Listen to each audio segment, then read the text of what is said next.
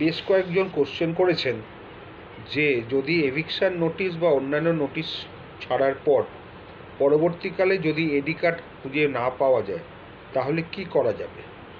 দেখুন, দুটো জিনিস সবসময় নোটিশ পাঠানোর পর আপনারা তুলে রাখবেন। একটা হচ্ছে এডি কার্ড যদি আসে সেটাকে প্রিজার্ভ করবেন, রেজিস্ট্রেশন স্লিপটা, পোস্টাল রেজিস্ট্রেশন স্লিপটা ঠিকমতো রাখবেন, এবং 4-5 দিন বা 6-7 দিনের পরে ট্র্যাক রিপোর্ট অবশ্যই তুলে রাখবেন।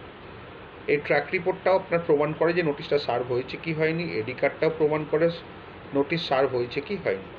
এই দুটোর মধ্যে যে কোনো একটা থাকলেই আপনার প্রমাণ হবে। ট্র্যাক রিপোর্টটা 2 মাস ম্যাক্সিমাম থাকে সার্ভারে, তারপর কিন্তু অফ হয়ে যায়। সুতরাং আপনাকে ট্র্যাক রিপোর্টটা পেতে গেলে 2 মাসের মধ্যে বা বেটার 1 মাসের মধ্যে আপনি ট্র্যাক রিপোর্টটা তুলে রাখবেন, তাহলে এটা প্রমাণ করা যাবে।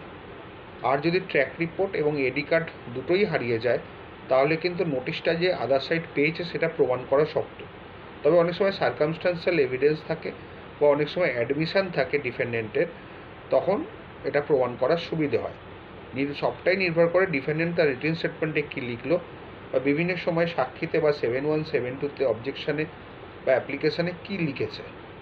এইগুলো যদি লেখা থাকে যে নোটিশটা তারা পেয়েছে, তাহলে নোটিশটা আর ফার্দার নতুন করে প্রুভ করার দরকার পড়ে না, ওনাদের অ্যাডমিশানেই নোটিশটা প্রুভ হয়ে যাবে এবং আপনার তখন সুবিধে হবে। কিন্তু ওরা যদি বলে দেয় নোটিশটা আমরা পাইনি, এদিকে আপনার এডি কার্ড, ট্র্যাক রিপোর্ট সবই হারিয়ে ফেলেছেন, তাহলে কিন্তু নোটিশটা আর প্রুভ হলো না। একবার যদি নোটিশ অফ এভিকশন প্রুভ না হয়, আপনি 10 বছর পরে মামলা করার কোনো লাভ নেই। ধরুন 5-7 বছর 8 বছর পরে মামলাটা সাক্ষীতে উঠলো, আপনাকে যখন প্রমাণ করতে হবে সেখানে দেখলেন রেজিস্ট্রেশন স্লিপ এবং এডি কার্ড হারিয়ে গেছে, তাহলে কিন্তু সেটা আর প্রমাণ হলো না, নোটিশটা ডিসমিসড হয়ে যাবে, নোটিশ পয়েন্টে শ্যুটটা ডিসমিসড হয়ে যাবে।